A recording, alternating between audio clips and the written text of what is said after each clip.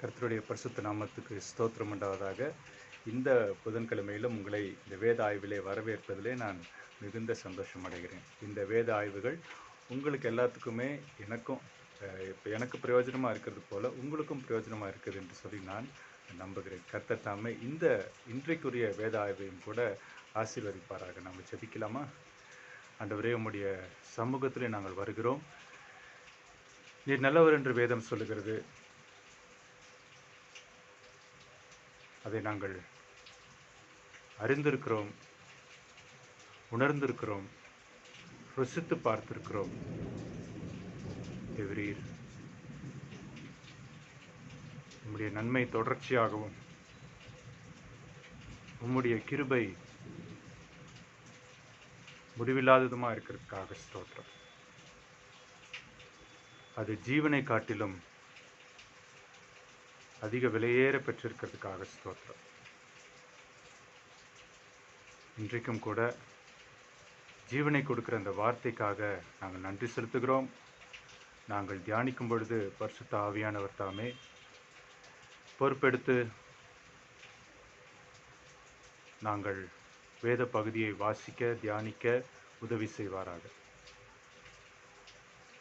இயேசுவின் நாமத்தினாலே ஆமென். கர்த்தருக்கு ஸ்தோத்திரம். நம்ம மார்க் சுவிசேஷத்தை நம்ம தியானித்து கொண்டிருக்கிறோம் இல்லையா? கடந்த பல வாரங்களாக தியானித்து கொண்டிருக்கிறோம். விசேஷமாக இந்த லாக்டவுன் பீரியடில் நம்ம இந்த யூடியூப் வழியாக நிறையா தியானித்திருக்கிறோம் இல்லையா? கடந்த ஒரு சில வாரங்களிலே இயேசு கிறிஸ்துவை பலவிதமான ஜனக்கூட்டங்கள் கேள்வி கேட்கிறதை நம்ம பார்த்தோம். அந்த கேள்விகளையும் அந்த கேள்விக்கு பின்னணியில் இருக்கிற காரியங்களையும் பின்னணியில் இருக்கிற ஜனங்களையும் அதன் பின்பாக அதை அறிந்து கொண்டு இயேசு கிறிஸ்து எப்படியாய் சத்தியத்தை அவர்களுக்கு அன்போடு போதிக்கிறார் என்பதையும், அதே நேரத்தில் அவர்களிடத்திலே சிக்காதபடிக்கு அவர் அநேக காரியங்களை அவர்களுக்கு போதனையாகவும் எடுத்து சொல்கிறார் என்பதை நாம் பார்த்தோம். வேத பாரகர்கள் இருந்தாங்க, பரிசேயர்கள் இருந்தாங்க, ஏரோதியர்கள் இருந்தாங்க, சதுசேயர்கள் இருந்தாங்க. இவங்க எல்லாரும் இருக்கிறத நம்ம பார்த்தோம் இல்லையா? சரி, இன்றைக்கும் கூட அது தொடர்கிறது. இயேசு கிறிஸ்துனுடைய வாழ்க்கை, இந்த பூமியில் இருக்கிற வாழ்க்கையினுடைய கடைசி வாரத்தில் நாம் இருக்கிறோம். அவர் தேவாலயத்திலே ஒவ்வொரு நாளும் தேவாலயத்துக்கு போகிறார். அங்கே அநேக ஜனங்கள் கூடியிருக்கிறார்கள். அவர் தாராளமாய் போதிக்கிறார். இந்த போதிக்கிற சமயத்தில் இன்றைக்கும் கூட இன்னொரு கேள்வி வருகிறது நாம் பார்க்கிறோம்.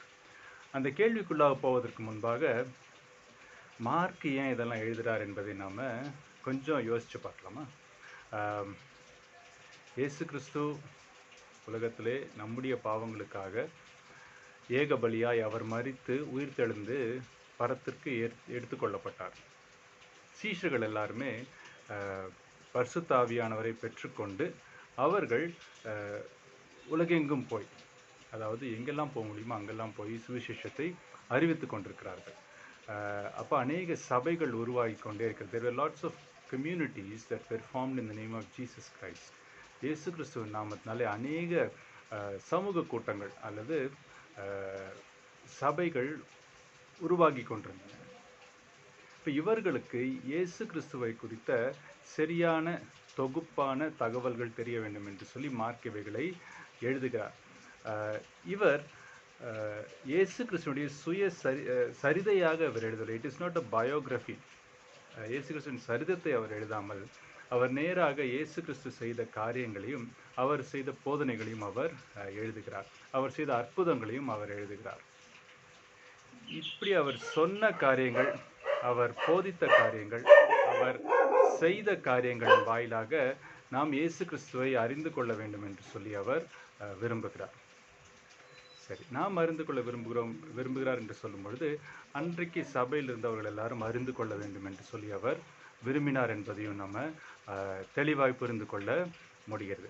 சரி, மார்க்கு ஒரு சில நிகழ்வுகளையும் ஒரு சில கேள்வி பதில்களையும் அவர் விலாவாரியாக எடுத்து எழுதுகிறதுக்கான காரணம், அன்றைக்கு சபைக்குள்ளாக இப்படிப்பட்ட கேள்விகளும் இருந்தன. எப்படிப்பட்ட கேள்விகள் இருந்தன? விவாகரத்தை குறித்த கேள்விகள் இருந்தன. அதன் பின்பாக உயிர்த்தெழுதலை குறித்த கேள்விகள் இருந்தன. ராயனுக்கு நம்ம வரி செலுத்தலாமான்ற கேள்விகள் இருந்தன. இப்படி பலவிதமான கேள்விகள் அன்றைக்கும் கூட இருந்தன. அந்த அன்றைய காலகட்டத்தில் இருக்கிற கேள்விகளுக்கு பதிலாகவும் கூட மார்க் என்ன செய்கிறார், இயேசு கிறிஸ்துவனிடத்துல இதே கேள்விகளை கேட்டாங்க, அவர் இதுதான் பதில் சொன்னார், உங்களுக்கும் இதுதான் பதில் என்று சொல்லி அவர் சத்தியத்தை அவர் எழுதுகிறார். சரி, சபைக்கு அவர் எழுதும்போது உங்களுக்கு இதுதான் பதில் என்று சொல்லி எழுதுகிறார் இல்லையா? இன்றைக்கு சபையிலே இருக்கிற உங்களுக்கும் எனக்கும் கூட அதே தான் பதில். விவாகரத்தை குறித்தும் உயிர்த்தெழுதலை குறித்தும் வரி கட்டுதலை குறித்தும் இப்படி பல காரியங்களை குறித்தும் நம்முடைய வாழ்க்கைக்கு தேவையான எல்லா பதில்களும் சத்தியங்களும் இந்த சுவிசேஷத்திலே அடங்கியிருக்கின்றன. இன்றைக்கு ஒரு கேள்வியை கூட நம்ம பார்க்க போகிறோம். இன்றைக்கு கேட்கிறவர் வேதபாரகர். மார்க்கு சுவிசேஷம் 12வது அதிகாரம் 28வது வசனத்திலே நாம் இருக்கிறோம். இப்போது அநேக தர்க்கங்களும் அநேக கேள்வி பதில்களும் அவரை சோதிக்கும்படியாகவும் அவரை பேச்சிலே அகப்படுத்தி அவரை கொலை செய்ய வகை தேடினவர்களாக எல்லாரும் இயேசு கிறிஸ்துவை கேள்வி கேட்டுக்கொண்டிருக்கிறார்கள். அப்படி ஒரு 5-6 ஜனக்கூட்டங்களை நம்ம பார்த்தோம் இல்லையா? அவங்க சமுதாயத்தில் என்ன பதவி வகிக்கிறாங்கன்றதையும் கூட நம்ம பார்த்தோம். அப்படிப்பட்டவர்களே ஒருவர் வேதபாரகர் என்று சொல்லி இங்கே கொடுக்கப்பட்டிருக்கிறது. மார்க் எழுதுகிறார். மார்க்கு 12வது அதிகாரம் 28வது வசனத்தில் வேதபாரகரில் ஒருவர் என்று சொல்லி இருக்கிறது. வேதபாரகர்கள் யார் என்று சொன்னால், இவர்கள் வேதாகமத்தை எழுதுகிறவர்கள். இவர்கள் தேர் ஸ்கிரைப்ஸ் என்று சொல்லி நம்ம பார்த்தோம். ஸ்கிரைப்ஸ்னால் எழுத்தாளர்கள் என்று சொல்லி அர்த்தம். அவர்கள் எழுதுகிறவர்களாக இருக்கிறாங்க. அதே நேரத்தில் அவர் எழுதினவைகளை வியாக்கியானம் பண்ணுகிறவர்களாயும் அவர்கள் இருந்தார்கள். இவர்களும் விசேஷமாக நியாய பிரமாணத்தில் அவர்கள் எக்ஸ்பர்ட்ஸாக இருந்தாங்க. தேறினவர்களாய் அவர்கள் தங்களை சொல்லி கொண்டார்கள். இப்போ இந்த நியாயப்பிரமாணத்தில் தேறின ஒரு வேதபாரகன் இயேசு அண்டையில் வருகிறதை நாம் பார்க்கிறோம். இங்கே 28வது வசனத்தில் மார்க் சொல்லுகிறார். மார்க் 12:28 வேதபாரகரில் ஒருவன் அவர்கள் தர்க்கம் பண்ணுகிறதை கேட்டு, அவர்கள் என்று சொன்னால் சதுசேயர்களிடத்திலே, சதுசேயர்கள் இயேசு கிறிஸ்துவினிடத்திலே தர்க்கம் பண்ணுகிறார்கள். அவர் பதில் சொல்லுகிறார். அதை இவர் பக்கத்தில் நின்று கேட்குறார். அதுக்கு முன்னாடி தான் இவங்க ஒரு சில கேள்விகள்லாம் கேட்டிருக்கிறாங்க. இவங்க எந்த அதிகாரத்தை நீங்கள் இதெல்லாம் செய்வீங்க, எப்படி இதெல்லாம் பேசுகிறீங்கன்னு சொல்லி கேட்டாங்க. இதே ஆட்கள் தான். The same group is standing close by. அவர் பக்கத்தில் நின்றுட்டுருக்காங்க. ஸோ சதுசேயர்கள் கூட இயேசு கிறிஸ்து பேசுகிறதை பார்க்கிறார்கள். பேசி ஒரு பதில் பெற்றுக்கொள்கிறதை பார்க்குறாங்க. அவங்க என்ன சொல்கிறாங்க, அதை கேட்குறாங்க. கேட்டுட்டு நல்லா சொன்னார். ஏன் நல்லா சொன்னார்? அவனுக்கு நல்லா வேணும். அவன் உயிர்த்தெழுதல் இல்லைன்னு சொல்லி சாதிக்க அவன் நினைக்கிறான். அவனுக்கு கரெக்டாக அவர் பதில் சொன்னார். நம்மெல்லாம் உயிர்த்தெழுதலை நம்புகிறவங்க, அவங்கெல்லாம் உயிர்த்தெழுதலை நம்பாதவங்க. இயேசு கிறிஸ்துவும் உயிர்த்தெழுதலை நம்பி அதை பற்றின சத்தியத்தை சொல்லிட்டார். இப்போது அவனை அவர் பதில் சொல்லிட்டதுனால நம்ம எதிரிக்கு எதிரி நம்ம நண்பன் என்று சொல்லி அவங்க நினச்சிக்கிட்டாங்க. மனிதர்களுடைய இயல்பு இதில் நமக்கு புரிகிறது இல்லையா? நமக்கு சாதகமாக எதெல்லாம் இருக்குதோ அதை நம்ம சேர்த்து வச்சுருவோம். நமக்கு கொஞ்சம் பாதகமாக இருந்தால் அதை நம்ம ஒதுக்கி வச்சுருவோம். இது மனுஷ இயல்பு. இது ஒதுக்கி வைக்கிறதுல மனுஷர்களையே கூட நம்ம ஒதுக்கி வைக்கிறவர்களாய் நம்ம காணப்படுகிறோம். சரி, இங்கே நம்ம என்ன பார்க்குறோம்? வேதபாரகரில் ஒருவன். வேதபாரகர் என்று சொல்லும்பொழுது மத்தேயு 22 இதே இதில் எழுதியிருக்கும் போது அவர் சொல்கிறார், நியாயாஸ்திரி என்று சொல்லி சொல்கிறார். எ லாயர், அதாவது சட்டங்களிலே வல்லுனர். இப்போ இந்த வேதபாரகர் சட்டத்திலே வல்லுநரமாக இருக்கிறார். சனதரின் சங்கத்திலே அவரும் இருக்கிறார். Is probably a judge. ஒரு நியாயத்திற்கிற ஒரு இதில் இருக்கலாம், அல்லது ஹி ஜஸ்ட் அன் எக்ஸ்பர்ட், ஒரு லாயர் அவர் இருக்கிறார். அவர்களுக்கு சதுசேயர்களுக்கு நன்றாய் உத்தரவு சொன்னார் என்று அறிந்து அவரிடத்துல இயேசு கிறிஸ்துவிடத்துல திரும்பவும் வருகிறார்.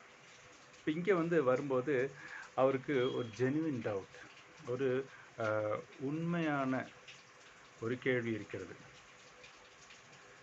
சரி, இந்த கேள்விக்கு பதில் சொல்கிறாரான்னு பார்ப்போமே என்று சொல்லி இங்கே வருகிறார். இங்கே வகை தேடுவதற்கு என்று சொல்லி இங்கே இல்லை. அதனால் இந்த கேள்வியும் பார்க்கும் பொழுது இயேசு கிறிஸ்துவை அகப்படுத்துகிற கேள்வியாக இல்லாமல் தான் அறிந்து கொள்ளுகிற ஒரு கேள்வியாக இருக்கிறது.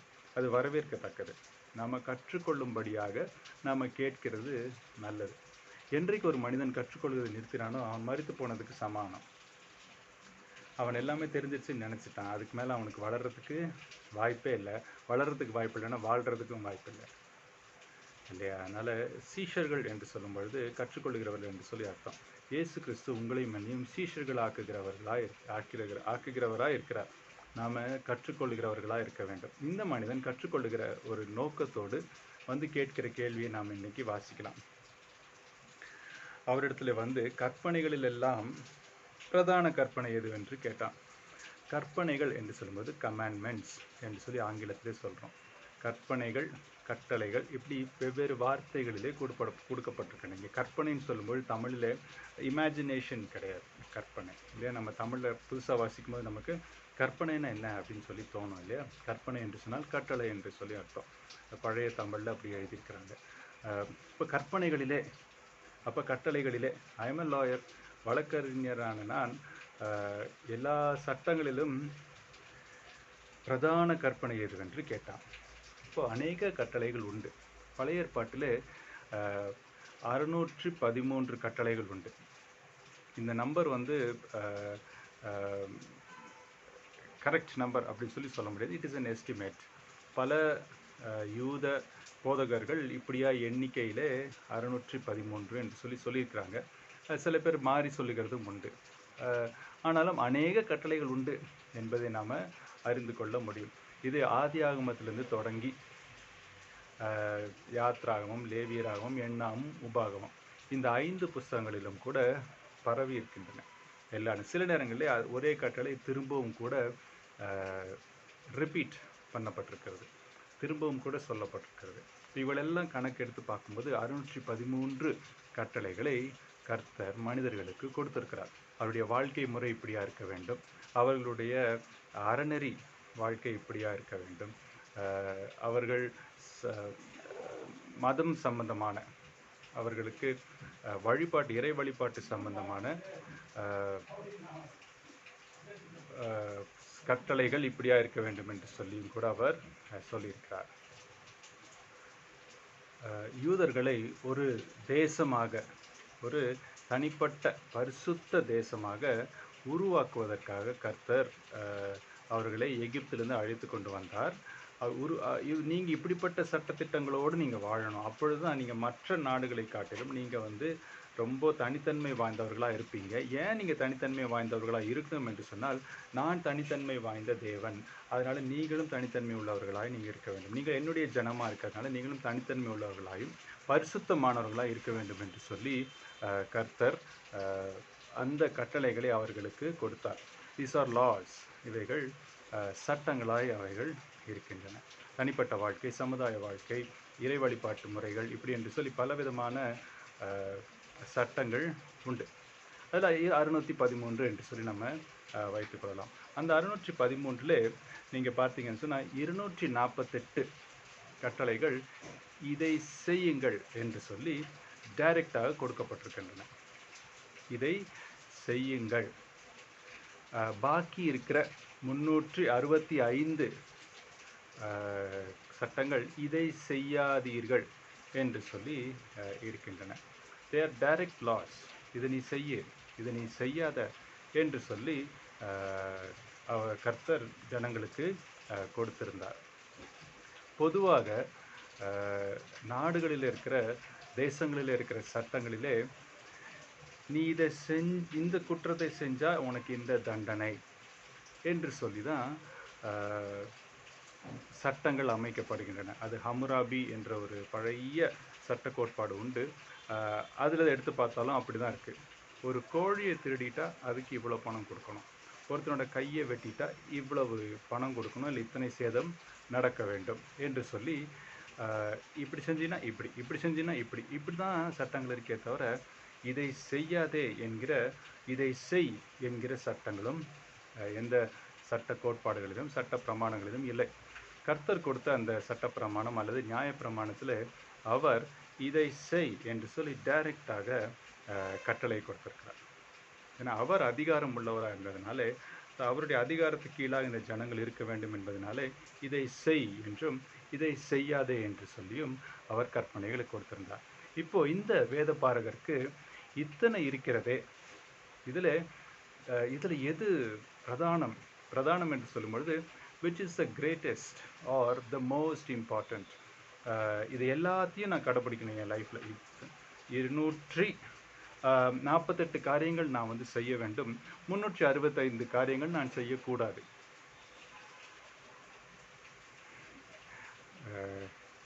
கஷ்டம் இல்லையா? Two's and don'ts. டோன்ட்டுன்னு சொல்கிறத நம்ம செய்கிறோம், செய்யாதுன்னு சொல்கிறத செய்கிறோம், செய்யின்னு சொல்கிறத நம்ம செய்யாமல் இருக்கிறோம். இது பாவம் இல்லையா? அப்போ இந்த நியாயாஸ்திரிக்கு தெரிய வேண்டும் எது which is the greatest. நீங்கள் அளவிட்டு சொல்லுங்கள் எது பிரதானம். ஏனென்றால் நீங்கள் மோசே உங்களுக்கு எழுதுனதை வாசிக்கலையா என்று சொல்லி சதுசேயர்கிட்ட கேட்டீங்க. அப்போ நீங்கள் மோசே எழுதுறதெல்லாம் வாசிச்சிருக்கிறீங்க. அப்போ நீங்கள் சொல்லுங்கள் எது முக்கியமானது, எது பிரதானமானது. which is the greatest commandment, which one should I follow the most, எதை நான் அதிகமாய் கடைபிடிக்க வேண்டும் என்று சொல்லி இந்த மனுஷர் கேட்கிறார். இவர் நிஜமாலுமே கற்றுக்கொள்ள வேண்டும் என்று சொல்லி தான் கேட்கிறார் என்பதை நம்ம பின்னாடி நம்ம அறிந்து கொள்வோம். ஆனாலும் இங்கே நம்ம என்ன பார்க்கிறோம், 28ஆம் வசனத்தில் அவர் அப்படி தான் கேட்கிறார். கற்பனைகளில் எல்லாம் 613 கற்பனைகளில் எல்லாம் பிரதான கற்பனை எது என்று சொல்லுகிறது. he wants one, ஒரு கற்பனை எனக்கு சொல்லுங்க அப்படின்னு சொல்லி கேட்கிறார். 29வது வசனம், இயேசு அவனுக்கு பிரதியுத்தரமாக அவனுக்கு பதிலாக கற்பனைகளில் எல்லாம் 613 கற்பனைகளில் எல்லாம் பிரதான கற்பனை எது வென்றால். நீ டைரெக்டாக கேட்ட, நான் உனக்கு டைரெக்டாக பதில் சொல்கிறேன். அவங்கெல்லாம் என்னை வகைப்படுத்துவதற்காக கேள்வி கேட்டாங்க, நான் அவங்ககிட்ட திருப்பியும் கேள்வி கேட்டேன். You see God's approach, இயேசு கிறிஸ்துவனுடைய அணுகுமுறை வித்தியாசமாக இருக்கிறத நாம் பார்க்கிறோம். அவர் என்ன சொல்லுகிறார், எதுவென்றால் சொல்லி, இஸ்ரவேலை கேள், நம்முடைய தேவனாகிய கர்த்தர் ஒருவரே கர்த்தர். உன் தேவனாகிய கர்த்தரிடத்தில் உன் முழு இருதயத்தோடும் உன் முழு ஆத்மாவோடும் உன் முழு மனதோடும் உன் முழு பலத்தோடும் அன்பு கூறுவாயாக என்பதே பிரதான கற்பனை என்று சொல்லி சொல்லுகிறார். This is the greatest commandment. என்னது? உன் தேவனாகிய கர்த்தரை நீ அன்பு கூறுவாயாக. என்ன சொல், தேவனாகிய கர்த்தர் ஒருவரே கர்த்தர் என்று சொல்லி அவர் சொல்லுகிறார். இப்போ இதையே அவர் சொன்னார், இது எங்கே இருக்குது பழைய ஏற்பாட்டில்? இப்போ அந்த 613 இது ஒன்று இல்லையா? அப்போது எது இது என்று சொல்லி பார்த்தோம்னா உபாகமத்தில் நாம் இதை பார்க்க முடியும். உபாகமம் 6வது அதிகாரம் வசனங்கள் 4, 5. பழைய ஏற்பாட்டில் ஆதியாகமம், யாத்ராகமம், லேவியராகமம், எண்ணாகமம், உபாகமம்ல 6வது அதிகாரத்தை எடுத்துக்கிட்டிங்கன்னா 4வது வசனம், 5வது வசனம் இங்கே இருக்குது. இஸ்ரவேலே கேள், நம்முடைய தேவனாகிய கர்த்தர் ஒருவரே கர்த்தர். நீ உன் தேவனாகிய கர்த்தரிடத்தில் உன் முழு இருதயத்தோடும் உன் முழு ஆத்மாவோடும் முழு பலத்தோடும் அன்பு கூறுவாயாக அப்படின்னு சொல்லி இருக்கு. அப்போ நான் சொன்னேன் இல்லையா, ஆதியாகமத்திலிருந்து உபாகமம் வரைக்கும் 613 இருக்குது. அதில் உபாகமத்தில் இருக்கிற 6வது அதிகாரத்தில் இருக்கிற இந்த 4, 5வது வசனங்களை அவர் சொல்லுகிறார். இஸ்ரவேலே கேள், நம்முடைய தேவனாகிய கர்த்தர் ஒருவரே கர்த்தர். God, your Lord is only one. ஒருத்தர் தான் கர்த்தர், ஒரு கடவுள் தான். மோனோதீசம் என்று சொல்லி சொல்லுவார். there is only one God. There is a God and there is only one God. There cannot be two gods. If there are two gods, one has to be bigger than the other. Yeah, சரி. இஸ்ரவேலை கேள், உன் தேவனாகிய கர்த்தர் ஒருவரே கர்த்தர். சரி, இஸ்ரவேலை கேள் என்று சொன்னால் லிசன், ஹியர் என்று சொல்லி அர்த்தம். கேள் என்று சொன்னால் கேள்னா கேள்தான் இல்லையா? சரி, ஹியர் என்று சொல்லி அர்த்தம்.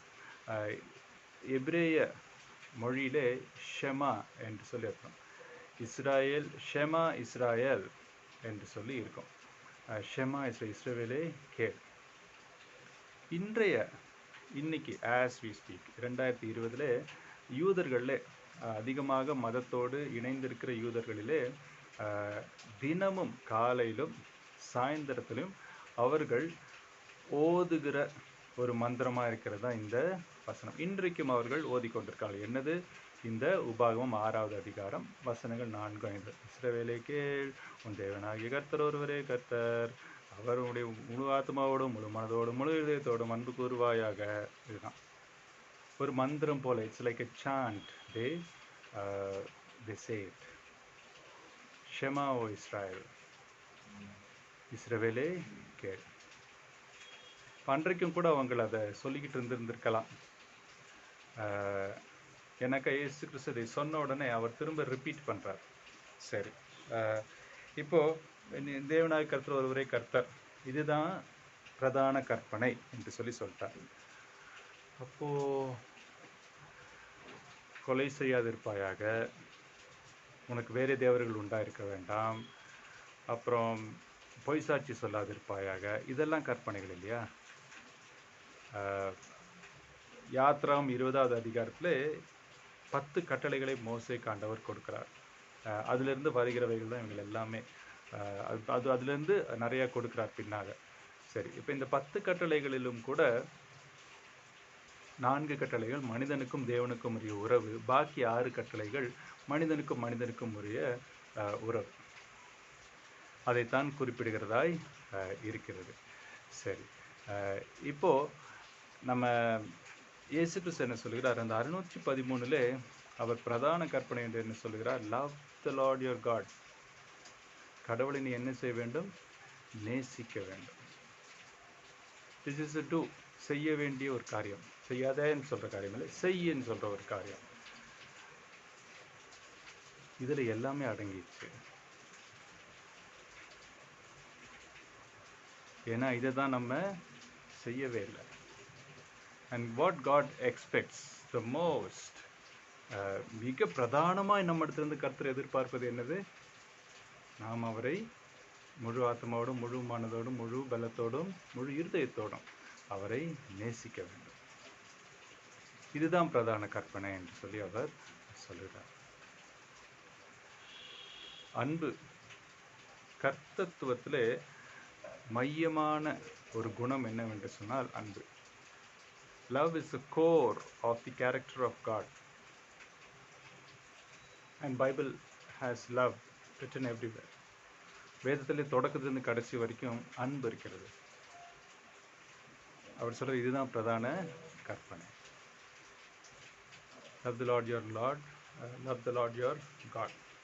With all your heart, with all your mind, with all your strength, you love him.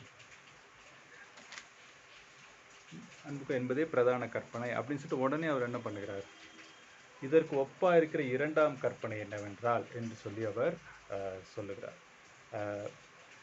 2ஆம் கற்பனை என்னவென்றால், உன்னிடத்தில் நீ அன்பு கூறுகிறது போல பிறனிடத்திலும் அன்பு கூறுவாயா என்பது இவைகளின் பெரிய கற்பனை வேறொன்றும் இல்லை என்று சொல்லி சொல்கிறார். ஸோ இதற்கு ஒப்பா இருக்கிற என்று சொல்லி சொல்லுகிறார். Which means this is as equal to this.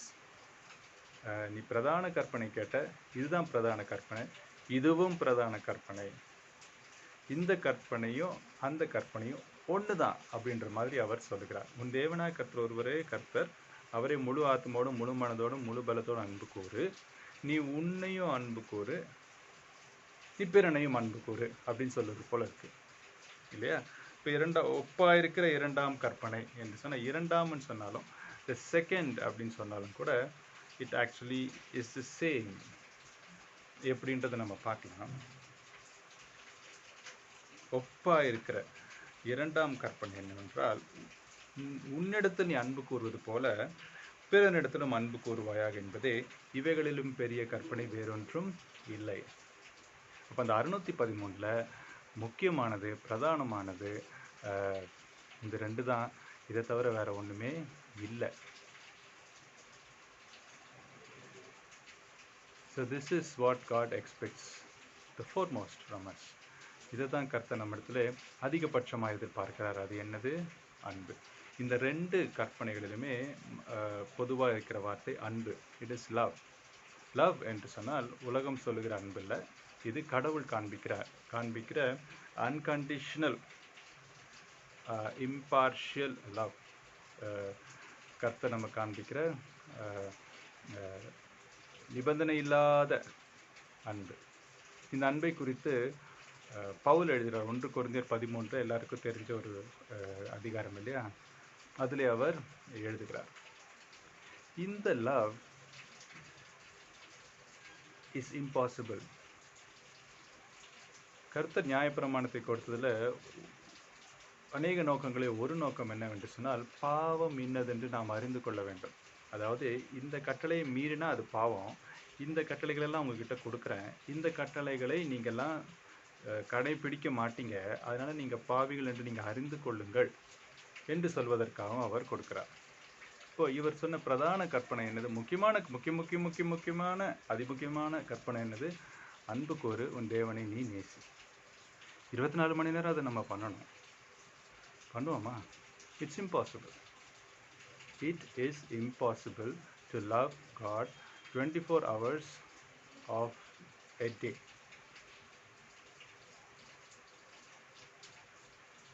என்ன மறைக்காதீங்க, நிச்சயமே அது முடியாது. முடியும்னு சொன்னால் நம்மளை நாமே வஞ்சிக்கிறவர்களாய் நாம் இருந்து விடுவோம். So we don't have love. We are incapable of good love, pure love. நமக்குன்னு தெரிஞ்ச ஒரு லவ் நம்ம வச்சுருக்கிறோம். ஆனால் God's love is what we need, because our love is corrupt. நம்முடைய அன்பு அது கொஞ்சம் கரைப்பட்டிருக்கிறது, அது வக்கரமாய் போய்விட்டது. ஆனால் கர்த்தருடைய அன்பு நமக்கு தேவையாக இருக்குது. இப்போ என்ன சொல்கிறார்? தேவனாய் கர்த்தர் நீ என்ன பண்ண, முழு ஆத்மோடும் முழு பலத்தோடும் முழு மனதோடும் அன்பு கூறுவாயாக என்று சொல்லி உபாகமத்தில் அவர் சொல்லியிருக்கார். அங்கே சொல்லியிருக்கல, அதே தான் இவரும் சொல்கிறார். இப்போ இந்த நியாயப்பிரமாணங்கள் எல்லாம் இயேசு கிறிஸ்துவிலே நிறைவேறுகிறது. When we put our trust in Jesus Christ, the law is fulfilled in us. நம்ம இயேசு கிறிஸ்துவிலே நம்ம விசுவாசம் வைக்கும்பொழுது, இயேசு கிறிஸ்து எல்லா கற்பனைகளிலும் அவர் தன்னுடைய வாழ்நாளிலே, அவருடைய மரணத்திலே, அவருடைய உயிர்த்தெழுதலிலே அவர் நிறைவேற்றினார். அவர் நிறைவேற்றினதுனாலே, அவரை நாம் நம்புகிறதுனாலே நாம் என்ன பண்ணுறோம்? நம்மளே நியாயப்பிரமாணம் நிறைவேறுகிறது. நமக்கு இனி நியாயப்பிரமாணத்துக்கு கீழாக நம்ம இல்லாமல் அதை விட பெரிய ஸ்டாண்டர்ட்ஸ்குள்ளே நம்ம கடந்து போயிட்டோம். அது லவ். இப்போ இந்த அன்பை தான் அவர் இயேசு கிறிஸ்து சொன்னார். அடுத்த இது என்னது? Love your self. He did not say love yourself. He said love your neighbor as you love yourself. நீ உன்னிடத்தில் அன்பு கூறுகிறது போல பிறனையும் நேசிப்பாயாக. பிறனை நீ நேசி. எவ்வளோ நேசி? உன்னை எவ்வளோ நேசிக்கிறியோ அவ்வளோவாய் நீ நேசி என்று சொல்லி அவர் சொல்லுகிறார். இப்போ உன்னிடத்தில் அன்பு கூறுவது இஸ் இட் செல்ஃப் லவ்? அவர் சுய அன்பை குறித்து அவர் பேசுகிறாரா அப்படின்னு பார்த்தா இல்லை. அவர் பிற அன்பு தான் அவர் பேசுகிறார், சுய அன்பை அவர் பேசவில்லை. சுய அன்பு டிஃபால்ட்டாக இருக்குது. சுயத்தை நாம் விரும்புகிறவர்களாய், சுயத்தை நேசிக்கிறவர்களாய் நமக்குள்ள அது ஊறிப்போன ஒரு குணம். அவர் என்ன சொல்லுகிறார்? உனக்கு பசிச்சா நீ சாப்பிட்டுக்கிறீல்ல, நீ உன்னுடைய பிறன் அவனுக்கு பசிக்குமா யோசி. அவனுக்கு என்ன ஏக்கம் இருக்கும் அதை அறிந்து கொள். உன் ஏக்கத்தை நீ பூர்த்தி தெரிஞ்சுக்கிறது போல் அவனுடைய ஏக்கத்தை நீ பூர்த்தி செய்ய வேண்டியது அவசியம். அவனுக்கு நீ சேவை செய்ய வேண்டும். இப்போ பிறனை நீ நேசிக்க வேண்டும் என்று சொல்லி சொல்லுகிறார். நம்ம வேறு இடத்துல பார்க்குறோம், எனக்கு பிறன் யார் என்று சொல்லி கேட்குறார் ஒருத்தர். அப்போ தான் நல்ல சமாரியன் கதையை அவர் சொல்லுகிறார். இப்போ யார் பிறன்? Everybody that is other than you is your neighbour. உங்களை தவிர மற்றவர்கள் எல்லாருமே பிறனாக இருக்கிறார்கள். யாரெல்லாம் அவங்க? நீங்கள் யாரெல்லாம் கேவலமாக நினைக்கிறீங்களோ அவங்கெல்லாம், யாரெல்லாம் நீங்கள் தாழ்வாக நினைக்கிறீங்களோ அவங்கெல்லாம், யாரெல்லாம் முட்டாள்னு நீங்கள் நினைக்கிறீங்களோ அவங்கெல்லாம், யாரெல்லாம் சேச்சா இருளின் பிள்ளைகள்னு சொல்லி நீங்கள் சொல்கிறீங்களோ அவங்க, யாரெல்லாம் சேச்சா அவங்கெல்லாம் அந்த கூட்டம்னு சொல்லி சொல்கிறீங்களோ அவங்கெல்லாம். அவர் என்ன சொல்கிறார்? அவங்கள போய் நீ என்ன செய்ய? நேசி. நேசி என்று சொன்னால், அன்பு கூறு என்று சொன்னால், அன்பின் செயல்களை நீ செய்ய வேண்டும் என்பது தான் அர்த்தம். அன்பு என்று சொன்னால் அன்பின் செயல்கள். அப்போது என்னுடைய கடவுளை நான் எப்படி செய்ய வேண்டும்?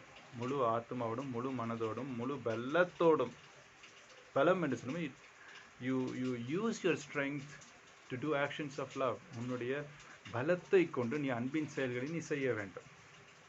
அது முழு இருதயத்தோடும் செய்ய வேண்டும், முழு ஆத்மாவோடும் செய்ய வேண்டும், முழு மனதோடும் செய்ய வேண்டும். It all springs from inside and it should come outside. உள்ளுக்குள்ளேயே மாத்திரம் பொங்கி பொங்கி வழிஞ்சிட்டு பிரயோஜனம் இல்லை. It has to come out as actions of love. அதுதான் அவர் சொல்ற பிரதான கற்பனை, actions of love. லவ்னு சொல்ற இடத்துல actions of love. இப்போ இயேசு கிறிஸ்து என்ன சொல்கிறார்? கடவுளை நேசி, என்ன செய்ய, பிறனையும் நீ நேசி. Love God, love your neighbour, love God, love others அப்படின்னு சொல்லி அவர் சொல்லுகிறார். அப்போது இங்கே லவ் யுவர் செல்ஃப்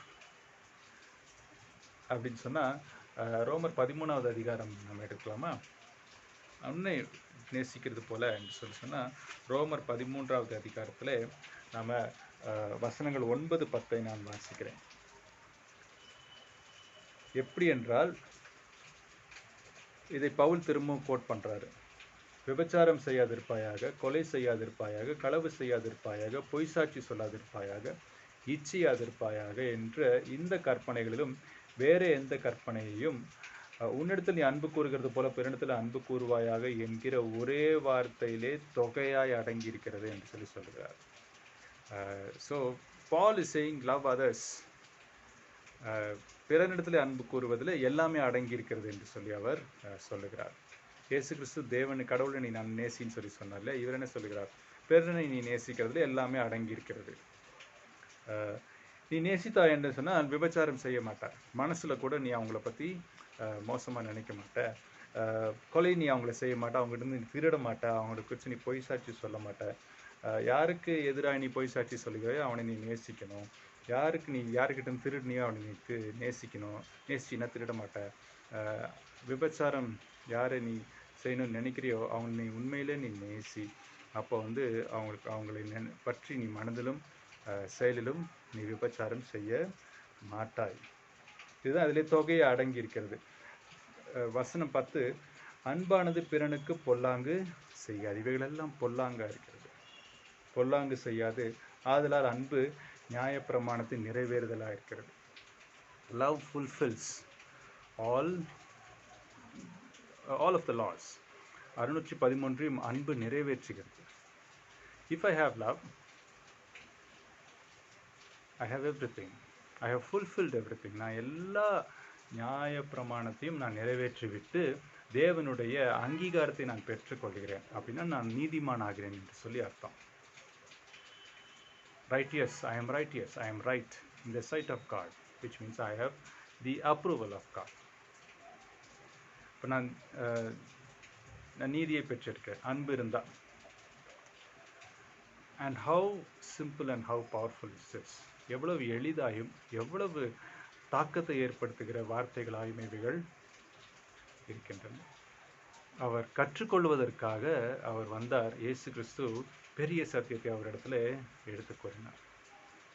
இப்போ இதற்கு ஒப்பா இருக்கிறேன் என்று சொல்லும்போது அவர் என்ன சொல்கிறார்? நீ தேவனை நீ நேசிக்காவிட்டால் நீ மற்றவர்களை நீ நேசிக்க முடியாது. ஏனென்றால் தேவனிடத்தில் he is the source of love. தேவன் அன்பா இருக்கிறார் என்று சொல்லி இயேசு கிறிஸ்து சொன்னார். அப்போ தேவனிடத்திலிருந்து நீ அன்பை பெற்றுக்கொண்டு தான் நீ மற்றவர்களுக்கு கொடுக்க முடியும். தேவனிடத்திலிருந்து அன்பை பெற்றுக்கொள்ளவில்லை என்று சொன்னால் பிறனுக்கு நீ அன்பு செலுத்த முடியாது. அன்பு என்று சொன்னால் தேவனிடத்திலிருந்து நீ இவ்வளவாய் அன்பு கூர்ந்து இயேசு கிறிஸ்துவை கொடுத்தார்லே, அந்த இயேசு கிறிஸ்துவை நீ பெற்றுக்கொள்ள வேண்டும். அவராலே வருகிற மன்னிப்பை பெற்றுக்கொள்ள வேண்டும். அவராலே வருகிற தேவனோடு இருக்கிற அந்த உறவிலே நிலைத்திருக்க வேண்டும். இதெல்லாம் செய்யும் பொழுது பிறனுக்கு அன்பு செலுத்துவது என்பது ஒரு கட்டளையாக இருக்காது, அது வாழ்க்கை முறையாய் மாறி போகிறது. So love is a lifestyle. அப்போ இங்கே அவர் என்ன சொல்லுகிறார்? வாழ்க்கை முறையாக உன் அன்பு மாற வேண்டும். அப்போ வாழ்க்கை அன்பா மாறணும். அது ஒரு கட்டளை, ஐ ஃபீல் படிஞ்சு ஆகணும், ஐ மஸ்ட் டூ இட், அது இல்லை. I love to do this. நான் இதை சந்தோஷமாய் அன்பு கூறுவதனாலே நான் செய்கிறேன் இல்லையா? அதிலே எல்லாம் அடங்கி இருக்கிறது. யோவான் 13 அவர் இப்படி தான் சொல்கிறார். யோவான் 13 வசனங்கள் 34 நம்ம வாசிக்கிறோம். 34, 35. யோவான் 13.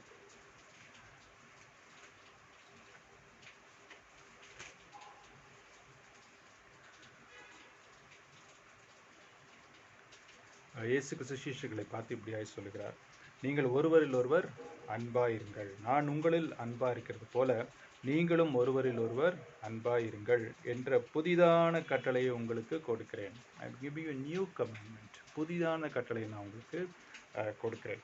நீங்கள் ஒருவரில் ஒருவர் அன்புள்ளவர்களாக இருந்தால் அதனால் நீங்கள் என்னுடைய சீஷர்கள் என்று எல்லாரும் அறிந்து கொள்வார்கள். It is because of these actions of love that people will know that you are my disciples and they will glorify me and they will know me also. நீங்கள் செய்கிற அன்பின் செயல்கள்னாலே அவர்கள் நீங்கள் இயேசுவை சார்ந்தவர்கள் என்று அறிந்து கொள்வார்கள், இயேசுவையும் அவர்கள் அறிந்து கொள்வார்கள். ஸோ ஆஸ் டிசைபிள்ஸ், அவருடைய பிள்ளைகளாக அவருடைய சீஷர்களாக இருக்கிற நாம் அன்பின் செயல்களிலே நாம் வல்லுநர்களாக இருக்க வேண்டும். நம்ம சட்டத்தின் வல்லுநர்களாக இல்லாமல் இதை செய்தாகணும் அதை it's not about dos and don'ts, it is about love. இதை செய்யணும் இதை செய்யக்கூடாது என்பதில் இல்லாமல் சட்டபூர்வமான சட்ட ரீதியான வாழ்க்கை வாழாமல் அன்பு ரீதியான வாழ்க்கைக்குள்ளாக இயேசு கிறிஸ்து அழைக்கிறார். அப்போ நீ உன்னை நேசிக்கிறது போல பிறனையும் நேசிப்பாயாக. ஃபஸ்ட்டு கட்டளை கடவுளை நேசிப்பாயாகன்றது உபாகம் 6 சொன்னார் இல்லையா? அப்போது உன்னை நேசிக்கிறது போல பிறனையும் நேசிப்பாயாகன்னு சொல்லி அதற்கு ஒப்பா இருக்கிற கட்டளைன்னு சொன்னால் அது எங்கே இருக்குது பழைய ஏற்பாட்டில்? அதை நம்ம லேவியராகமத்தில் நாம் பார்க்க முடியும். லேவியராகமம் 19வது அதிகாரத்தில் நாம் பார்க்க முடியும். அங்கே நிறைய இருக்குது. அது வாசிச்சிடலாம் நம்ம இன்னைக்கு எப்படியும். லேவியராகமம் 19வது அதிகாரத்தில் 9வது வசனத்திலிருந்து 18வது வசனம் வரைக்கும் கூட நம்ம வாசிக்கலாம். லேவியராகமம் 19 9லிருந்து 18 9 வசனங்கள் இருக்குது. இதை நான் மெதுவாக வாசிக்கிறேன். வாசிக்க போது தான் எனக்கு என் இருதயத்தில் நான் சரியாக தியானிக்க முடியும். நீங்களும் தியானிக்கணும். இன்னும் வசனம் பைபிள் வாசிட்டு போகிறதுக்கு இல்லை. It is not about just ஒரு மந்திரம் ஓதுறது போல் ஓதுறது இல்லை. அவங்கெல்லாம் காலையிலையும் சாயந்தரமும் ஓதிட்டாங்க, ஆனால் அவங்களால அதை செயல்படுத்த முடியல. நம்மளும் அந்த மாதிரி ஓதிட்டு போயிடக்கூடாது இல்லையா? நான் மெதுவாக வாசிக்கிறேன். யாத்ராகமம் 19வது அதிகாரம் 9ஆம் வசனத்திலிருந்து 18ஆம் வசனத்தில். இப்போ இங்கே பிறனை நேசிப்பது என்றால் என்ன என்பதை இங்கே தெளிவாக நாம் புரிந்து கொள்ள முடியும். நீங்கள் தேசத்தின் பயிரை அறுக்கும்போது உன் வயலின் ஓரத்தில் இருக்கிறதை தீர அறுக்காமலும் சிந்தி கிடக்கிற கதிர்களை பொறுக்காமலும் உன் திராட்சை தோட்டத்தில் பின் அறுப்பை அறுக்காமலும் அதிலே சிந்தி கிடக்கிற பழங்களை பொறுக்காமலும் அவைகளை எளியவனுக்கும் பரதேசிக்கும் விட்டு விடுவாயாக. அப்போ உனக்கு பிறன் யார்? எளியவனும் பரதேசி. நான் உங்கள் தேவனாகிய கர்த்தர். I am the Lord your God. Because I would do this, you also do this. என்னுடைய குணம் இப்படியா இருக்கிறதுனால உங்களுடைய குணமும் இப்படியாய் இருக்கட்டும்.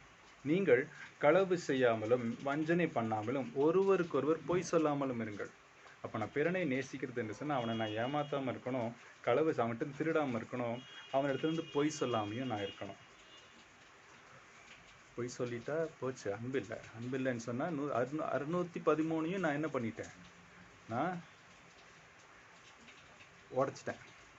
கடவுளுடைய ஒப்புதல் எனக்கு இல்லை, அங்கீகாரம் எனக்கு இல்லை, அது நான் பாவியாக இருக்கிறேன். 12வது வசனம், என் நாமத்தை கொண்டு பொய்யான இடுகிறதுனால் நீங்கள் தேவனுடைய நாமத்தை பரிசுத்த குலைச்சலாக்காமலும் இருப்பீர்களாக, நான் கர்த்தர். ஓ மை காட் அப்படின்னு சொல்கிறாங்க இல்லையா? அது தப்பு. ஜீசஸ் அப்படின்னு சொல்லி சொல்கிறாங்க இல்லையா? விளையாட்டுக்கு எங்கேயோ காலை இடிச்சிட்டு. Hollywood is very famous for that. Hollywood ஒவ்வொரு அந்த படங்களோ இல்லை டெலிவிஷன் சீரீஸோ பார்த்தீங்கன்னா oh my God, oh Jesus, Jesus Christ திரும்ப திரும்ப திரும்ப திரும்ப திரும்ப திரும்ப சம்பந்தமே இல்லாத இடங்களிலே தீய காரியங்களை செய்கிற நேரங்களிலே அவர்கள் சொல்லுகிறார்கள். அது பரிசுத்த குலைச்சலாக இருக்கிறது. நம்ம வாழ்க்கையில் நிறைய நம்ம சொல்கிறோம், ஐயோ கடவுளே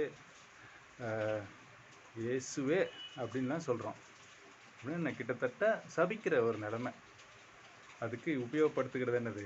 இயேசு என்ற பெயர். அப்போ அப்படி நாமத்தை நாம் என்ன செய்யக்கூடாது? என் நாமத்தை கொண்டு பொய்யான இடுகிறதுனால் you taking my word name out of context. சரியான பின்னணியிலே உபயோகப்படுத்தாமல் தேவையற்ற பின்னணியிலே நீ என்னுடைய நாமத்தை உபயோகப்படுத்தும் பொழுது உன் தேவனுடைய நாமத்தை பரிசுத்த குலைச்சல் ஆக்காமலும் இருப்பீர்களாக, நான் கர்த்தர். பிறனை ஒடுக்காமலும் கொள்ளையிடாமலும் இருப்பாயாக. கூலிக்காரனுடைய கூலி விடியற்காலம் மட்டும் உன்னிடத்தில் இருக்கலாகாது.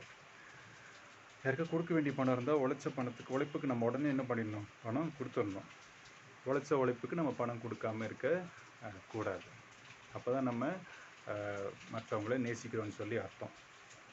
செவிடனை நிந்தியாமலும் குருடனுக்கு முன்னே தடுக்கலை வையாமலும் உன் தேவனுக்கு பயந்திருப்பாயாக. அவங்களுக்கு கேட்காதுன்னு நினச்சி பேசுனீங்கன்னா கடவுள் மேலே உங்களுக்கு பயம் இல்லை, கடவுளை நீங்கள் நேசிக்கிறது இல்லை. இப்போ இங்கே ஒவ்வொரு தடவையும் ஒரு காரியத்தை சொல்லிட்டு நான் உன் தேவனாய் கர்த்தர், நான் கர்த்தர் என்று சொல்லி திரும்ப திரும்ப சொல்லும் பொழுது அந்த ரெண்டு ஒப்பாக இருக்கிற கற்பனைகளையும் இணைக்கிறத நம்ம பார்க்குறோம். இயேசு கிறிஸ்து ஒன்றா சொல்கிறா இல்லையா? கடவுளை நேசிச்சாதான் நீ என்ன பண்ணுவ? நீ அன்பின் வாழ்க்கையை வாழ முடியும். சரி, செவிடனை நிந்தியாமலும் குருடனுக்கு முன்னே தடுக்கல்லை வையாமலும். இக்னரண்ட் பீப்புள், குருடன் என்று சொன்னால் கண்ணு தெரியாதவங்க மாதிரி நினைக்க வேண்டியதில்லை. அறியாமல் இருக்கிறவர்களையும் கூட நம்ம என்ன செய்யக்கூடாது? அவர்களுக்கு முன்பாக ஒரு தடுக்கல்லை வைக்காமல். தடுக்கலை பற்றி நம்ம முன்னாடியே பார்த்துட்டோம். சரி, இடரெல்லாம் இருக்காமல் என்று சொல்லி சீஷத்துவ பயிற்சியில் செய்கிறத நம்ம பார்த்தோம். உன் தேவனுக்கு பயந்திருப்பாயாக, நான் கர்த்தர்.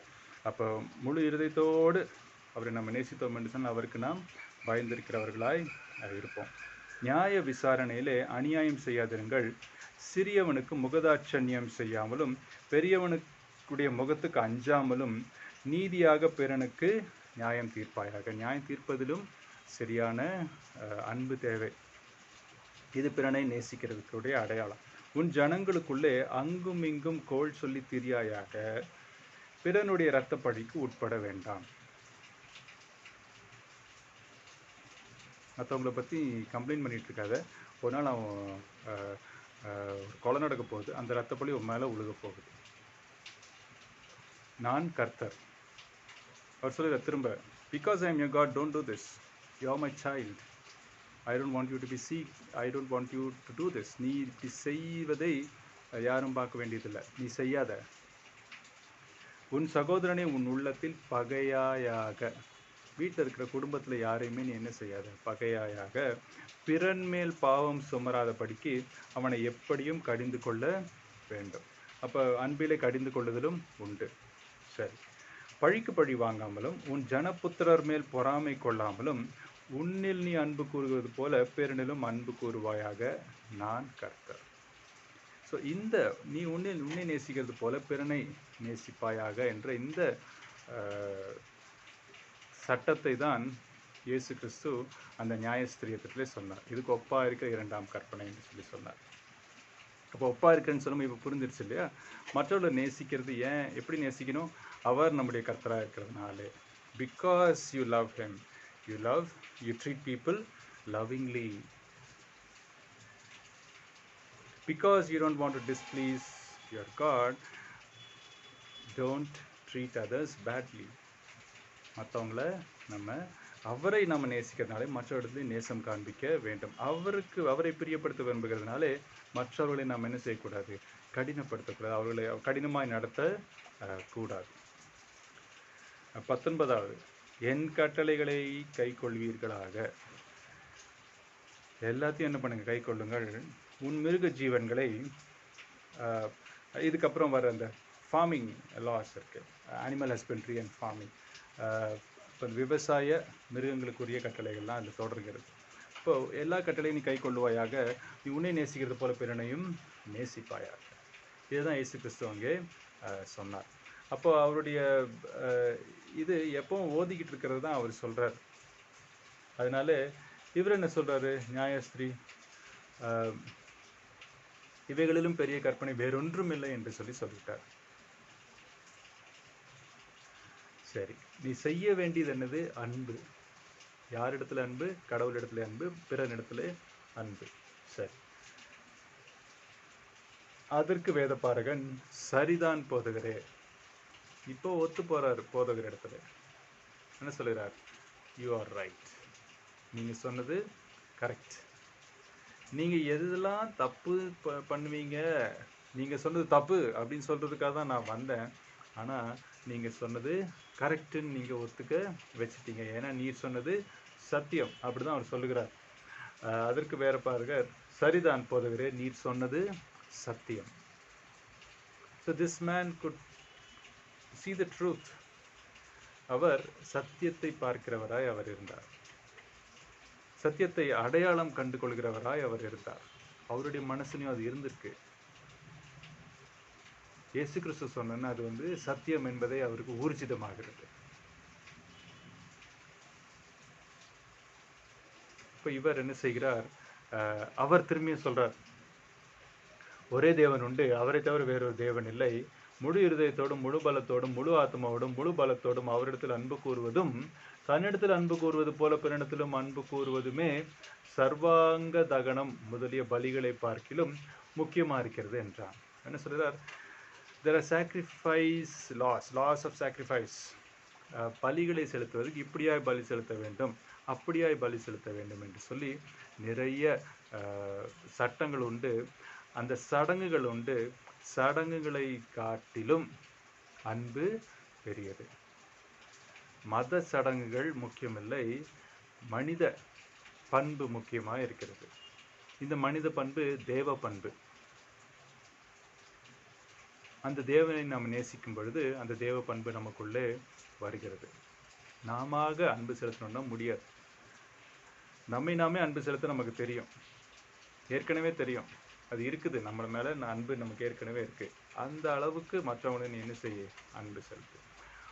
உன்னை வச்சு யாரும் விபச்சாரம் செய்யக்கூடாதுன்னு நீ நினைச்சின்னா மற்றவங்களுக்கு நீ மற்றவங்கள வச்சு விபச்சாரம் செய்யாத. உன்னை எவன் திருடிட்டு போகக்கூடாது, ஏமாத்திட்டு போகக்கூடாது, உனக்கு எதிராக பொய் சாட்சி சொல்லக்கூடாது, உனக்கு எதிராய் அவன் எதையும் வாரிக்கிட்டு போயிடக்கூடாது, கொஞ்சம் பாக்கி வைக்கணும் அப்படின்னு நினச்சின்னா மற்றவங்களுக்கு நீ அதெல்லாம் செய். ஏன்னா உன் தேவனாய கர்த்தர் ஒருவரே கர்த்தர். There is no other God. But there are so many laws. But then Jesus said, there is one God, one law, and that is one love. தேவன் ஒருவரே, சட்டம் ஒன்றே, அது அன்பு ஒன்றே. அதுதான் அவர் அங்கே யாரிடத்துல கற்றுக் கொடுத்தார்? ஒரு வேத பாரகன் இடத்துல, ஒரு எக்ஸ்பர்ட் ஆஃப் லா, ஒரு லா எக்ஸ்பர்ட் கிட்ட அவர் என்ன பண்றாரு? இவர் கற்றுக் கொடுக்கிறார். அந்த மனிதன் கற்றுக்கொள்ளுகிறார். அவர் சொல்லுற, நீங்க சொன்னது சரிதான் போதகரே என்று சொல்லும்பொழுது, நீர் போதிக்கிறவர், நான் மாணவன் என்று சொல்லியும் அவர் என்ன செய்கிறார்? அங்கே பதிவு செய்கிறார். சொல்றார், நீங்க சொன்னது சரிதான், நீங்க சொன்னது சத்தியம் என்று சொல்லி அவர் சொல்லுகிறார். என்ன சொல்லுகிறார்? பலிகளை பார்க்கிலும் முக்கியமா இருக்கிறது. எனக்கு இந்த மத சடங்குகள் சார்ந்த சட்டங்களிலே அதிக கவனம் செலுத்தினவனாயும் நான் இருந்திருக்கிறேன். ஆனாலும் நீங்க சொன்னது கரெக்ட் என்று சொல்லி சொல்லுகிறார். 34வது வசனத்துல, அவன் விவேகமாய் உத்தரவு சொன்னதை இயேசு கண்டு. அப்போ அவர் என்ன சொல்றார்? He is not only a legalistic person, he is also a wise man. அவர் சட்ட ரீதியான ஒரு மனுஷனாக இருந்தும் கூட இங்கே விவேகியாக இருக்கிறதே நான் பார்ப்பேன். சட்ட ரீதியாக இருந்துட்டு அறிவு ஜாஸ்தியாக இருந்துகிட்டே நம்ம முட்டாளாக இருக்க முடியும். ஆனால் இங்கே இயேசு கிறிஸ்து என்ன பண்ணுறார்? அவர் விவேகமாய் பதில் சொன்னார். விவேகம் என்று சொன்னால் உண்மையை உண்மையாய் பார்ப்பது தான் விவேகம்.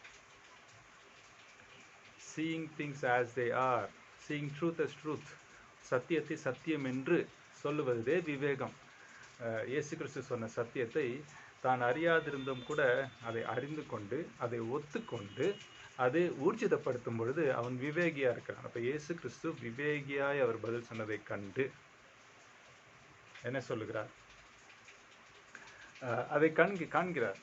இவங்ககிட்ட இருக்க கெட்ட குணமும் அவருக்கு தெரியும், நல்ல குணமும் அவருக்கு தெரியும். கண்டு என்ன செய்கிறார்? நீ தேவனுடைய ராஜ்யத்துக்கு தூரமானவன் அல்ல என்றார். இங்கே தேவனுடைய ராஜ்யம் என்ற அந்த ஒரு கான்செப்டை நமக்கு திரும்பவும் மார்க் கொண்டு வருகிறார். இயேசு கிறிஸ்து சொன்னார், தேவனுடைய ராஜ்யத்தில் தான் தொடங்குகிறது மார்க் 1லேயே. இது கடந்த இதுலேயும் கூட தேவனுடைய ராஜ்யம் என்று சொல்லி உண்டு.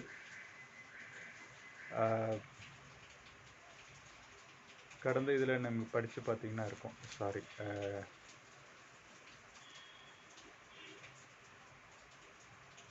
தேவனுடைய ராஜ்யத்தை பற்றி அவர் சொல்லுகிறார். தேவனுடைய ராஜ்யம் என்ன என்று சொன்னால், it is a spiritual kingdom. அது ஆவிக்குரிய ஒரு ராஜ்யம். அங்கே ராஜ்யத்தில் ஆளுகை செய்பவர் ராஜா, அவர் கர்த்தர். அந்த கர்த்தரை எதிலே ஆளுகை செய்கிற? அன்பினாலே அவர் ஆளுகை செய்கிறார். அங்கே அன்பு, சமாதானம் அங்கே உண்டு. அதோடு சேர்த்து இன்னைக்கு நம்ம என்ன பார்க்குறோம்? சத்தியம் உண்டு. There is love, peace and truth in God's kingdom. Because this man accepted the truth, Jesus said, you're not too far away from the God's kingdom.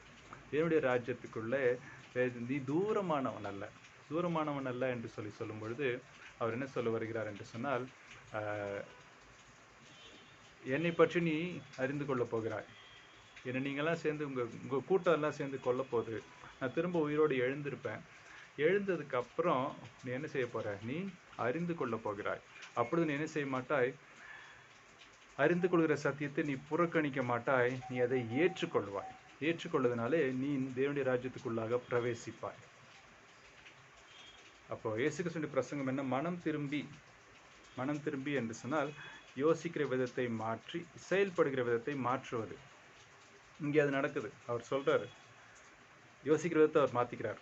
நான் சர்வாங்க தகன பலிகளுக்குரிய சட்டங்கள் தான் பெருசும் நினச்சிட்டு தானே நீங்கள் அன்பு சொன்னீங்க பாருங்க. அது கரெக்டு. நான் நினச்சது கரெக்ட் இல்லை, நீங்கள் சொன்னது correct. He changed his way of thinking. அப்படின்னு சொல்றாரு. இனிமேல் நீ என்ன செய்ய போற? You're going to change the way you act also. Soon enough. சீக்கிரத்தில் நீ என்ன செய்ய போகிறாய்? நீ யோசிப்பதை மாற்றின நீ செயலையும் நீ மாற்றப் போகிறாய். அதனால நீ யோசிப்பதையும் செயலையும் மாற்றினவன் தேவனுடைய ராஜ்யத்துக்குள்ளே பிரவேசிக்கிறான். சத்தியத்தின் அடிப்படையிலே மாற்றிக்கொண்டு தேவனுடைய ராஜ்யத்திலே பிரவேசிக்கிறான். அதனால கொஞ்ச நாளில் சுவிசேஷம் உனக்கு அறிவிக்கப்படும். அப்பொழுது நீ தேவனுடைய ராஜ்யத்திலே பிரவேசிப்பாய் என்பதை அவர் சொல்லுகிறார். பிரவேசிப்பதற்கான வாய்ப்புகள் அதிகம் உண்டு. ஏன்னா நீ சத்தியத்தை விரும்புகிறவன். நீ என்னுடைய ராஜ்யத்தை விரும்புவாய். You would love to be in God's kingdom. You will not run away from God's kingdom. நீ தேவனுடைய ராஜ்யத்தை விட்டு ஓடி போக மாட்டாய். சத்தியத்தை விட்டு தூரமாய் போக மாட்டாய். நீ சத்தியத்தை நேசிக்கிறவன். அது நீ உன்னுடைய எண்ண ஓட்டத்துக்கு புறம்பாக இருந்தாலும், உலக பார்வை மீறினதாக இருந்தாலும், சத்தியத்தை சத்தியமாக ஏற்றுக்கொள்ளுகிற விவேகம் உனக்கு உண்டு. விவேகம் தேவனுடைய ராஜ்யத்தில் உன்னை பிரவேசிக்க செய்யும் என்று சொல்லியும் அவர் சொல்கிறார். நீ விசுவாசிக்கிறாய் இல்லையா? சரி. தூரமானவள என்றார். அதன் பின்பு ஒருவரும் அவரிடத்தில் யாதொரு கேள்வியும் கேட்க துணியவில்லை. அப்போ அதுக்கு மேலே எல்லாரும் என்ன ஆயிட்டாங்க? ஓஞ்சிட்டாங்க. இயேசு கிறிஸ்து ஓயவில்லை. மற்றவங்களாம் என்ன ஆயிட்டாங்க? அத்தனை 6 குரூப்புமே ஓஞ்சிருச்சு. கேள்வி கேட்டு மாளவில்லை. அவங்களுக்கு மாஞ்சு போச்சு. அவங்களால முடியல. அதுக்கு மேலே துணிச்சலும் இல்லை. ஏன்னா என்ன கேள்வி கேட்டாலும் பதில் சொல்லிடுறாரு. அவர் சொல்லுவது சத்தியமாக இருக்கிறது. அதை மறுக்க முடியாததாய் இருக்கிறது. அப்போ இங்கே பவுல் இந்த விஷயத்தை சொல்லும் பொழுதும் அவர் சபைக்கு எழுதுகிறார், அன்பே பிரதானம் என்பதை அவர் எழுதுகிறார். சிலர் ஒருவேளை சர்வாங்க தகன பலிகளுக்கு யூதர்களாக இருந்தவங்க கிறிஸ்தவர்களாக மாறிட்டாங்க. அவர்கள் திரும்பவும் சடங்குகளுக்கு நேராக போகும் பொழுது அவர்கள் இந்த பகுதியை வாசிச்சிருப்பாங்க. அப்போது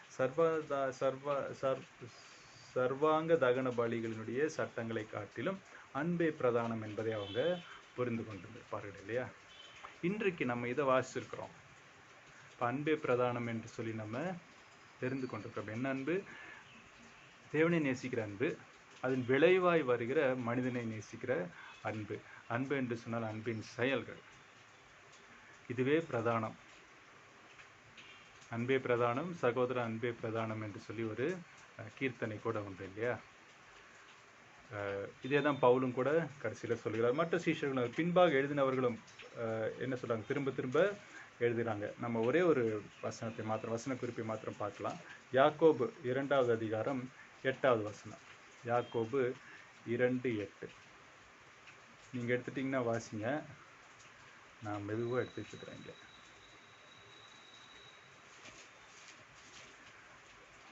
யாக்கோபு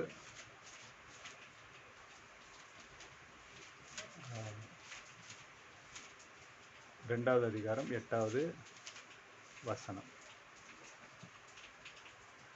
உன்னிடத்தில் நீ அன்பு கூறுகிறது போல பிறனிடத்திலும் அன்பு கூறுவாயாக என்ற வேத வாக்கியம் சொல்லுகிற ராஜரீக பிரமாணத்தை நீங்கள் நிறைவேற்றினால் நன்மை செய்தீர்கள். You are doing well if you fulfill the greatest commandment அல்லது ராயல் கமாண்ட்மெண்ட். இங்கே ராஜரீக கட்டளை என்று சொல்லி அவர் சொல்லுகிறார். முதன்மையான ராஜரீக கட்டளை.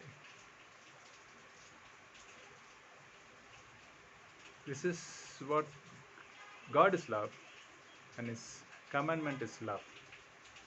And if you love, you are doing well. You are a matured Christian. If you don't have love, you are nothing. அப்படின்னு பால் சொல்றார். என்ன கோச்சுக்காதீங்க, வேதம் சொல்லுகிறது. அன்பில்லை என்று சொன்னால் நான் ஒன்றுமில்லை. இந்த ராஜரீக கட்டளையான அன்பின் இடத்துல இருக்கிறது என்று சொன்னால் நான் முதிர்ந்த கிறிஸ்தவனாக இருக்கிறேன், முதிர்ந்த ஒரு விசுவாசியாய் நான் இருக்கிறேன். I am mature. So it is love, love and love. அன்பு அன்பு அன்பு, அவ்வளோதான்.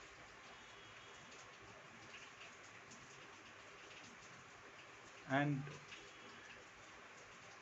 how do we get this love? It is from God and He is love. யோவான் சொல்கிறார், தேவன் அன்பாகவே இருக்கிறார். இப்போ இங்கே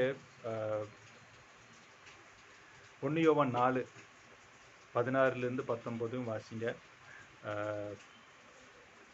வேதாகம் அன்பு என்ன சொல்லுகிறது நம்ம தெரிஞ்சுக்க முடியும். அதே போல் பிலிப்பியர் 2:3-4 கூட நீங்கள் வாசிங்க. அன்பை குறித்து இருக்கிறது. சுய அன்பு, மற்ற பிறரை நேசிக்கிற அன்பு, இவைகளெல்லாம் இருக்குது. 1 கொரிந்தியர் தயவு செய்து வாசிங்க. கடைசியில் அவர் முடிக்கிறார்,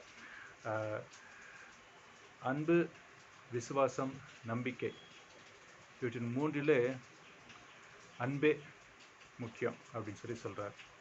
விசுவாசமும் நம்பிக்கையும் உங்களுக்கு பயனுள்ளதாக இருக்கும், எனக்கு பயனுள்ளதாக இருக்கும் இல்லையா? விசுவாசிக்கிறவனுக்கு எல்லாம் கூடும் அப்படின்னு சொன்னால் எனக்கு நிறையா நான் செஞ்சுக்க முடியும், நான் நிறைய பிரயோஜனப்பட்டுக்க முடியும். விசுவாசம் முக்கியம், நம்பிக்கை, எதிர்காலத்தை குறித்த நம்பிக்கை முக்கியம். we should have faith and we should have hope, but then faith and hope benefits us, but love, it benefits others. It need not benefit you, but it is, in fact it could be a loss to you. அது உங்களுக்கு அன்பு, மற்றவர்களுக்கு அன்பு செலுத்துவது உங்களுக்கு ஒரு லாபமாக இருக்க வேண்டிய அவசியம் இல்லை, லாபமாக இல்லாமல் கூட போகும். ஏனென்றால் அந்த லேவியராகமம் 19ஆம் வசனத்தில் பார்த்தோம்னா வயலில் நீ ஓரமாக இருக்கிறதெல்லாம் விட்டுருன்றார். இப்போ உங்களுக்கு லாஸ் தானே, அதை போய் பொறுக்கிட்டு இருக்காதுன்றாரு. அப்போ விட்டுட்டோன்னா அன்பு இருக்குது, மற்றவங்க எடுத்துக்கிட்டோம், அவனுக்கும் பசிக்கும் இல்லையா? நான் மூட்டையாக அள்ளிட்டேனே அறுவடை. இப்போ நமக்கு ஒரு டிபார்ட்மெண்டல் ஸ்டோரில் ஒரு வண்டி எடுத்துகிட்டு தள்ளிட்டு போய் நிறைய எடுத்து உள்ளே போட்டுக்கிறோம். நிறைய வாங்கும்போது நமக்கு என்ன கிடைக்குது? நிறைய ஃப்ரீ கிடைக்குது. என்ன கிடைக்குது? ஒரு சோப் வாங்கினா, ஒரு சோப் பவுடர் வாங்கினா ஒரு சோப் கிடைக்குது. வேறு ஏதோ ஒன்று வாங்கினா டூத் பேஸ்ட் கிடைக்குது. இதெல்லாம் ஃப்ரீயாக கிடைக்குது. இதெல்லாம் நம்ம என்ன பண்ணணும்? ஃப்ரீயாக கிடைக்கிறதெல்லாம் எடுத்துக்கொண்டு போய் இல்லாதவங்களுக்கு கொடுக்கணும். அந்த ஃப்ரீயாக கிடைக்கிறதையும் வாங்கி வச்சுக்கக்கூடாது. வச்சுக்கிட்டேன்னா நான் எனக்கு அன்பே இல்லைன்னு அர்த்தம். ஃப்ரீயாக கிடைக்குதேன்னு சொல்லி நான் போய் ஷாப்பிங் பண்ணி அதை வாங்கி வச்சுக்கிட்டேன்னா எனக்கு அன்பு இல்லைன்னு அர்த்தம். Because I am so self seeking and not others, seeking for others. நான் மற்றவர்களுக்காய் வாழாமல், நான் மற்ற இடத்துல அன்பு செலுத்தாமல் எனக்கு மாத்திரமே நான் அன்பு செலுத்துகிறேன்னு சொல்லி அர்த்தம். And this is love. தேவன் தம்முடைய ஒரே பேரான குமாரனை விசுவாசிக்கிறவன் எவனோ அவன் கெட்டு போகாமல் நித்திய ஜீவனை அடையும்படிக்கு அவரை தந்தருளி இவ்வளவாய் உலகத்தில் அன்பு கூர்ந்தார். தந்தருளி இஸ் கிவிங் இன் லவ் இல்லையா? அதனால் லாஸ் இருக்கத்தான் செய்யும். லாஸ் இல்லாமல் காட்டுற அன்பு அன்பு இல்லை. கெய்னிக்காக காட்டுற அன்பு அன்பு இல்லை. இப்போ கடவுளிடத்திலிருந்து நம்ம அன்பை பெற்றுக்கொள்வோம். அவர் தன்னுடைய சொந்த குமாரன் என்றும் பாராமல் நமக்கு நம்மிடத்துல அவரை பலியாக செலுத்தி நம்ம மீது அன்பு கொடுத்தாரு இல்லையா? உங்களுக்கு ரொம்ப பிடிச்ச சட்டைன்னு கூட பார்க்காம நீங்கள் என்ன பண்ணணும்? அதை இல்லாதவங்களுக்கு கொடுக்கணும். சட்டையும் இயேசு கிறிஸ்து ஒன்று பண்ணுறேன்னு நினைக்காதீங்க. ஆனால் அவர் அப்படி பண்ணிட்டதுனால நம்ம அன்பிலே இதெல்லாம் செய்ய வேண்டும். அப்படி செய்யும் பொழுது நம்ம விசுவாசிகளாக இருக்கிறோம். நம்ம பைபிள் தூக்கி நடக்கிறதுனால இல்லை, நம்ம மைக் போடுறதுனால இல்லை, மற்ற தெய்வங்களெல்லாம் இல்லை அப்படின்னு சொல்லி சொல்கிறதுனால இல்லை, மற்றவங்களை கீழே தள்ளுறதுனால இல்லை, நான் தான் பயங்கரம் அப்படின்னு சொல்கிறதுனால இல்லை, காரில் ஸ்டிக்கர் ஒட்டிட்டு போகிறதுனால இல்லை. விசுவாசி இதில் இருக்கு, அன்பின் சைடிலே இருக்கிறது. அதுவே பிரதானம். தேவனை நேசிக்கிற அன்பு, பிறனை நேசிக்கிற அன்பு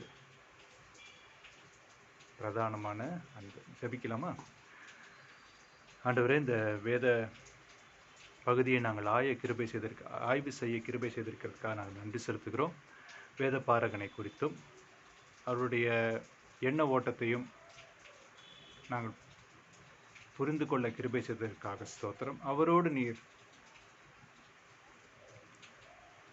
அன்போடு பேசி இடைப்பட்ட அந்த பண்பையும் நாங்கள் புரிந்து கொள்ள கிருபை செய்ததற்காக நாங்கள் நன்றி செலுத்துகிறோம்.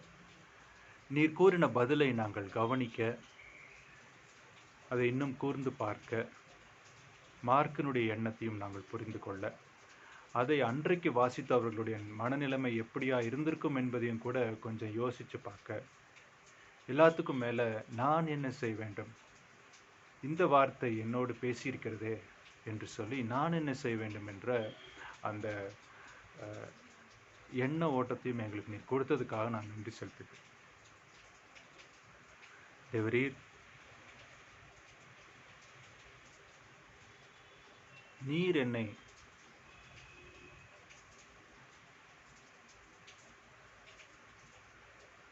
முழு ஆத்மாவோடும் முழு மனதோடும் முழு இருதயத்தோடும் முழு பலத்தோடும் அன்பு கூறுகிறீரே. உம்முடைய குமாரனை நேசிக்கிறது போல என்னையும் நேசிக்கிறீரே.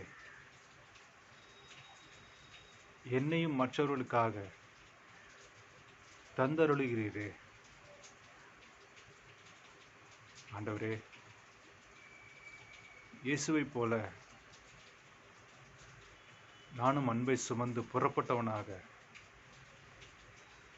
என்னை நிறுத்தும். என்னுடைய சுய அன்பினாலே அல்ல, உம்முடைய அன்பினாலே 24 மணி நேரமும் நான் இருக்க செயல்பட கிருபை தாரும். இது அப்படி செய்திருக்கிறதுக்காக ஸ்தோத்திரம். உம்மை போற்றுகிறேன், உம்மை உயர்த்துகிறேன்.